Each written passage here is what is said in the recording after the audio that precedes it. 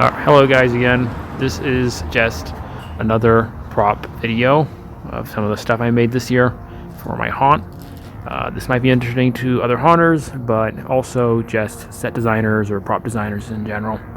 So this is a pneumatic pocket door that I made for really cheap considering what most people pay for them, probably less than $200 with everything.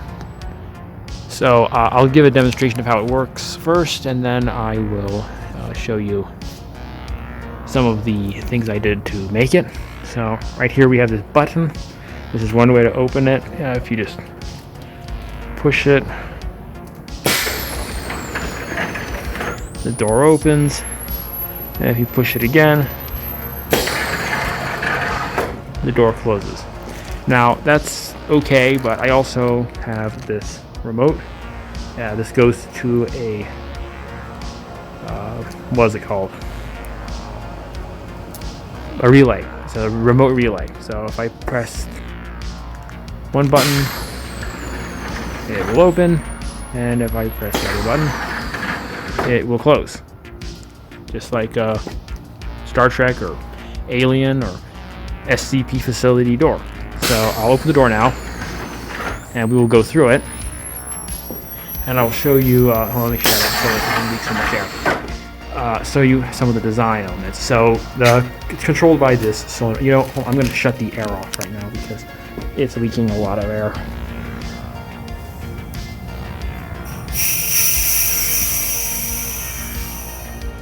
Okay, sorry about that.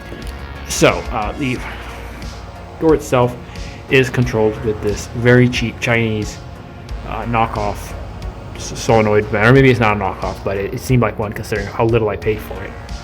And that runs through the short little tubes to this 12-inch pneumatic cylinder.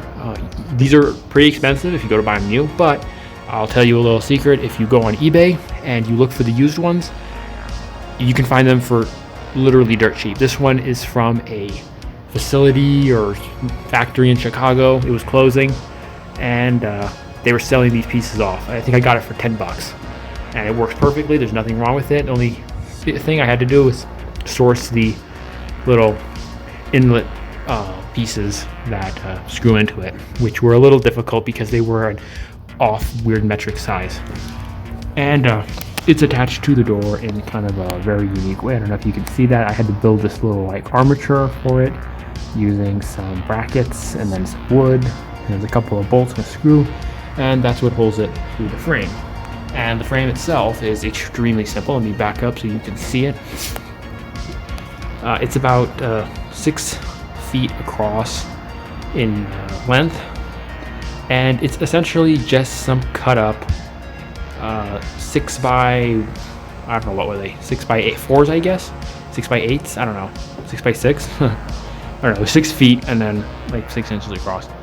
And I just ripped them down the middle. So I had 4 of them. I made 8, and they just line up one by one on each side. There are 2 of them on this side, a little wider apart to accommodate for the cylinder, and then this side is just the 2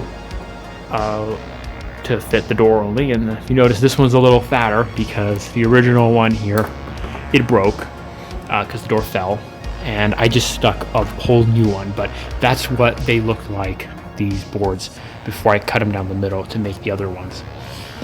And the doors themselves are super lightweight. Oh, there's something going on here. That's not supposed to be like that. I don't know what happened. Sorry about that. The doors are... They've been taking a beating out here with the weather. But anyway, the doors themselves are real easy. They're just a couple of really thin, like 1x2s, and kind of cut, and then we made a little frame and put them in there. And here's one part that I did not try to go cheap on, and that is the rail, because that's the most important part of a pocket door. If you're going to make one, you're going to want to get a real pocket door rail, because if you got a bad rail, you're going to have so many problems. It is just not worth it. But where I did do some stuff that's not normal is what my pulley system. So those are just regular pulleys that you can get at the hardware store. And I don't know if you can tell how they're attached, but it's a bolt that has been put through the pulley. I drilled a hole through it and I ran a bolt up, and then at the very top you notice there's a block of wood. So the bolt goes through the block of wood, and then there's a nut on top that I tighten and slide the block of wood inside there.